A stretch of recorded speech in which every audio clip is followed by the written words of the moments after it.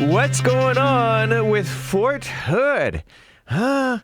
It seems like a whole bunch of SJWs are trying to get their little fingers into the mess to cause even more problems than they already have.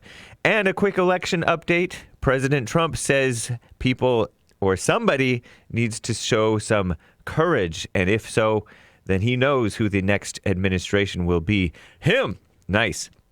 This is the end of Hour 1. It's Wednesday, December 9th, 2020. Stay tuned for Hour 2 of the Jesse Lee Peterson Show. Sorry for the late start there, guys. Just fixing some things. What's up? This is Hake News, not fake news. What's up with Fort Hood? The far-left female-run outlet The Skim reports that the Army is punishing 4 senior officers at Fort Hood.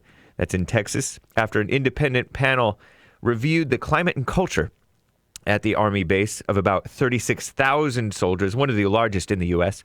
In recent years, Fort Hood has seen dozens of cases of so-called sexual assaults, suicides, accidental deaths, and homicides.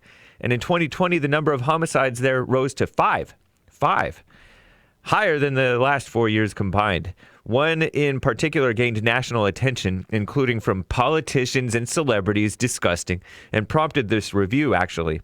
This one girl who died in April 22nd or so, 20-year-old private first class Vanessa Guillen, which is a Mexican-born girl in Houston, an anchor baby, disappeared from Fort Hood soon after telling her family that she had been so-called sexually harassed. For weeks, the family demanded answers, accusing the Army of dragging its feet on the investigation into her disappearance. Over the summer, her remains were found. June 30th, her remains were found 2 months later, about 30 miles outside of Fort Hood. Her accused attacker, a fellow soldier, 20-year-old Aaron David Robinson, who's black, reportedly died by suicide. And the suspect, Robinson, had a white-looking girlfriend with a Hispanic last name who was older than him, 22 years old, Cicely Ann Aguilar, who may have been an accomplice, the estranged wife of another soldier, actually, she is, who looks maybe black Hispanic, her husband, who I think may be innocent.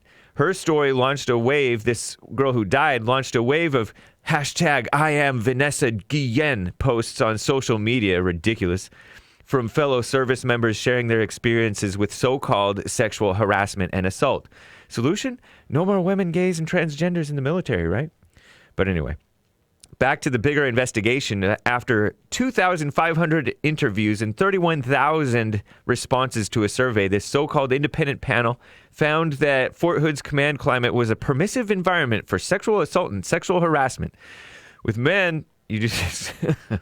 Anyway, that's the Army's response and prevention program. They claimed that the Army's response and prevention program was structurally flawed and that many sexual abuse claims went unreported because soldiers feared retaliation. Sounds like the same thing that the MeToo'd movement was trying to claim. The review also claimed 2 decades of constant deployments drew attention away from soldiers' well-being and contributed to social problems at the base, right? Army Secretary Ryan McCarthy, a politician, a Trump guy, I don't know if he was an appointee or what, 47 years old or so, fired or suspended 14 officials from their duties, including a general, and called for a separate investigation focused on the base's Criminal Investigation Command Unit, which is responsible for probing crimes on Fort Hood. The panel submitted 70 recommendations to end the so-called toxic culture, which may be the Skims word. They're feminists. Focusing on things like protocols around missing soldiers and crime prevention. As the Army continues its investigation, officers may face more disciplinary action. That could be one of the largest disciplinary actions ever taken by the military service. And the investigation provided a glimpse into what has been happening at Fort Hood for years, amid growing calls for transparency. But the people wanting transparency are deceivers, right? Many of them. Anyway, election update. Trump says legislators and judges need courage to do what's right. Let's see whether or not somebody has the courage. Legislators, we'll see. I'm James Hake.